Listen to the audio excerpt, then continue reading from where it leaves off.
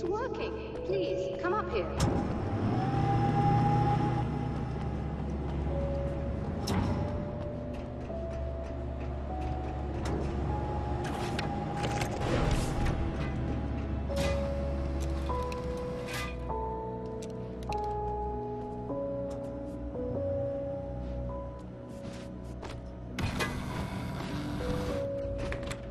Find the signal?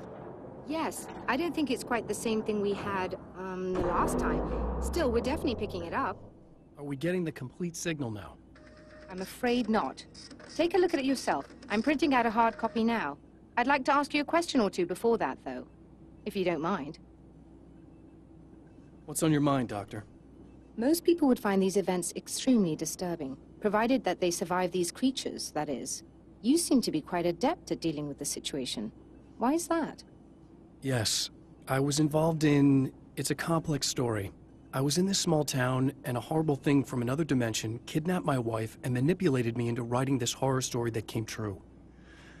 I learned to fight it with light, and I managed to contain it and free my wife.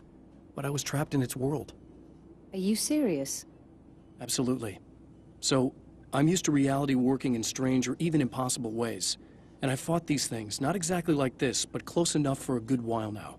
Of course, I have certain advantages. Was there anything else? What did you mean when you said you have advantages? At the risk of sounding like a lunatic, reality is much more fluid than people think. It can be influenced. I didn't take you for a mystic. I'm not. I'm a writer. And under certain conditions, I can, for lack of a better word, rewrite reality. Change things. That's absurd. But it works. Assuming I believe this, why don't you simply, I don't know, write yourself some superpowers? It's not quite that simple. You need to follow certain laws of drama, I suppose. You need to think about consistency and symbolism. Often what you write isn't anywhere near as important as what you imply. There are things out there that will take advantage of your mistakes. You really believe in this? Don't look at me like that. You've experienced some of this yourself. I will gladly admit that something exceedingly strange is going on. But this idea that you're somehow altering reality with your writing is ridiculous. You're essentially saying you're controlling my actions.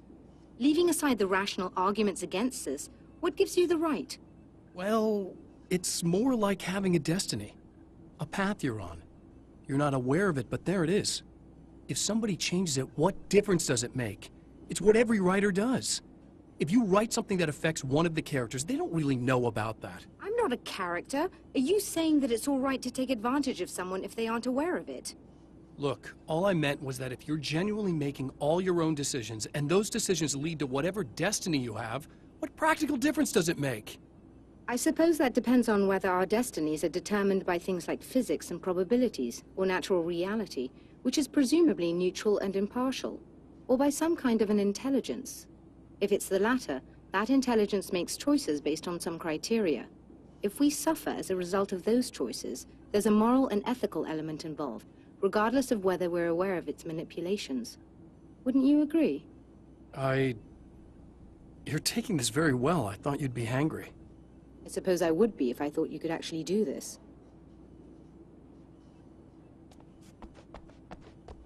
Another printout. Another signal fragment. The message is still not complete, but it's another piece of the weapon he has built against his adversary. Mere words on a piece of paper, but in the right hands, they will hold back the darkness.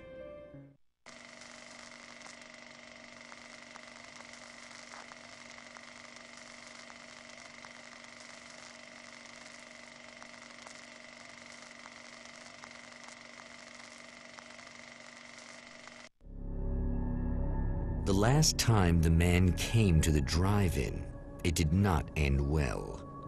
He hopes to avoid that fate this time.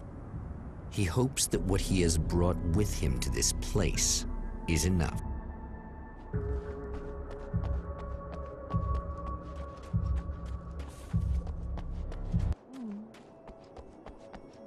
Ugh.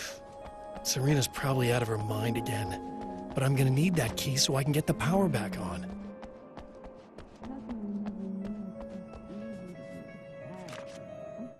To change the world, you must craft a blueprint for the new reality.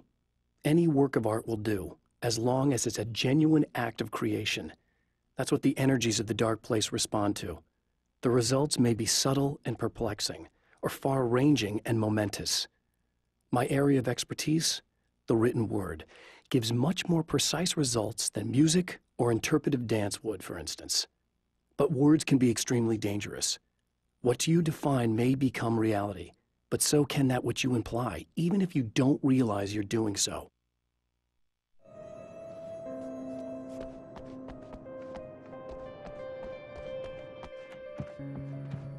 You should sit down or something. Try to stay calm. I don't want to be calm. I want to be nasty. I want to be nasty with you. Yeah, okay. You could do anything you want. You can use my... Let's not even go there. I was hoping that you'd remember more, but I guess that was too much to ask.